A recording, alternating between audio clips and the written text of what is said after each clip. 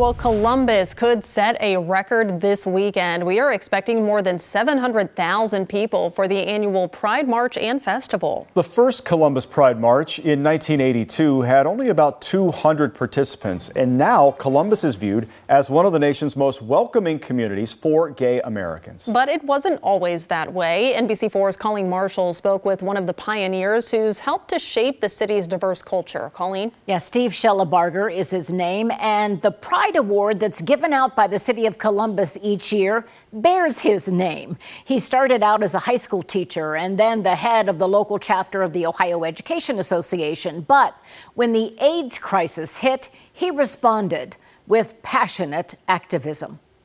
There were people honored for their political activism, for their service to LGBT youth. This year's Columbus Pride honoree, retired Army Major Stephen Snyder Hill, the recipient of the award that's named after Steve Schellebarger. It's humbling.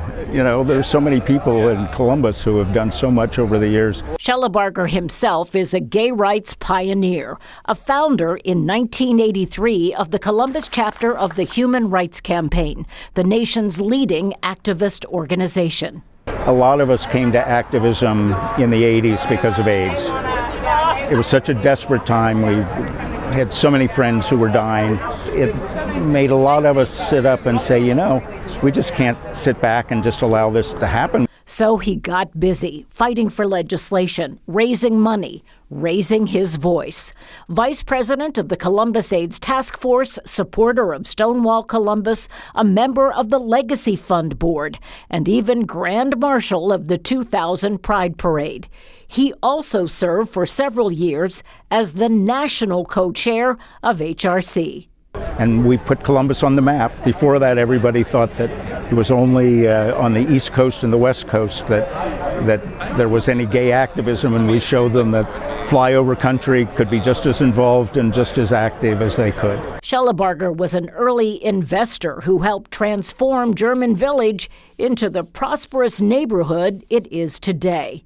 I've always credited German Village with being a huge part of the success of Columbus because it was the gay center. That's where many of us lived. And there were also lots of city officials who lived in German Village, and they got to know us as friends and neighbors. And so when the crisis came, the door was open. He believes Columbus and Franklin County had one of the most immediate and progressive responses to AIDS in the country. And all these years later, the door is still open, and the welcome mat is out. Hate is a horrible thing. Columbus is a great place for people to come to, and they do. They come here because they know that it's an open-minded city and that it's progressive and it accepts people for who they are.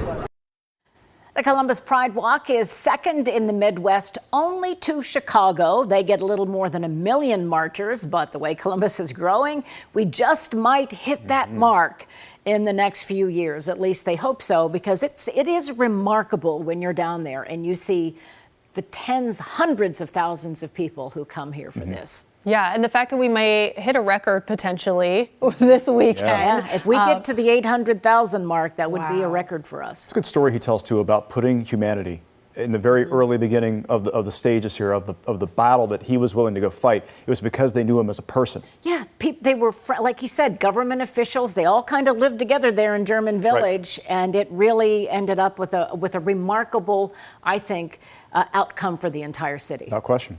Thank you, Colleen. Thank you. All right. Now you can head to NBC4i.com right now for a complete list of Pride Month events all across Central Ohio.